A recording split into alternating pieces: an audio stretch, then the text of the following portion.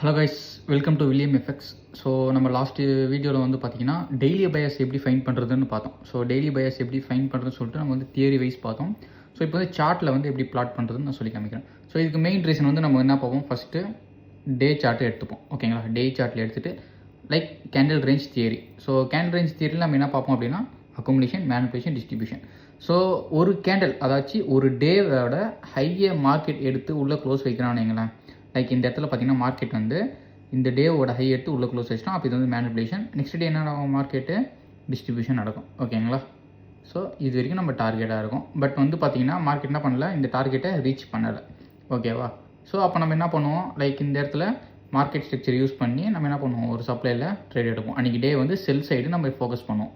ஓகேவா, ஸோ அன்றைக்கி டே வந்து நம்ம செல் சைடு ஃபோக்கஸ் பண்ணும்போது நம்மளுக்கு வந்து எப்படி சொல்கிறது, சப்ளையில் ட்ரேட் எடுக்கலாம். இல்லை நீங்கள் வேறு ஏதாச்சும் கன்ஃபர்மேஷன் இருக்குது செல் சைட்னா நீங்கள் செல் சைடு ஃபோக்கஸ் பண்ணிக்கலாம். பை சைடு வந்து அவாய்ட் பண்ணலாம்.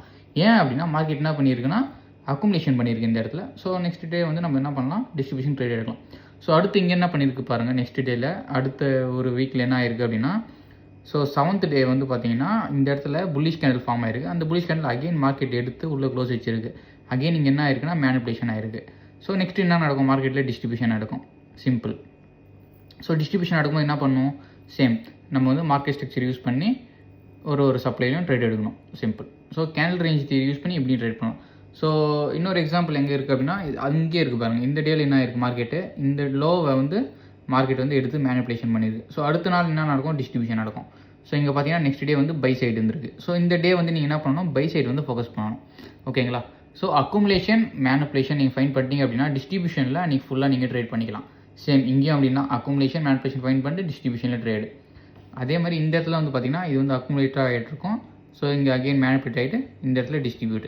ஸோ வந்து இந்த மாதிரி வந்து பார்த்தீங்கன்னா டிஸ்ட்ரிபியூஷன் டேவை ஃபைன் பண்ணிவிட்டு நீங்கள் வந்து ட்ரேடை வந்து எக்ஸிக்யூட் பண்ணணும். ஸோ மெயின் வந்து பார்த்தீங்கன்னா டிஸ்ட்ரிபியூஷன் டே.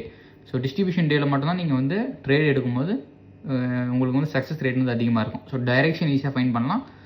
அதே மாதிரி வந்து பார்த்தீங்கன்னா என்ட்ரி எக்ஸிக்யூட்ன்றது உங்களுக்கு ஈஸியாக இருக்கும். ஓகேவா.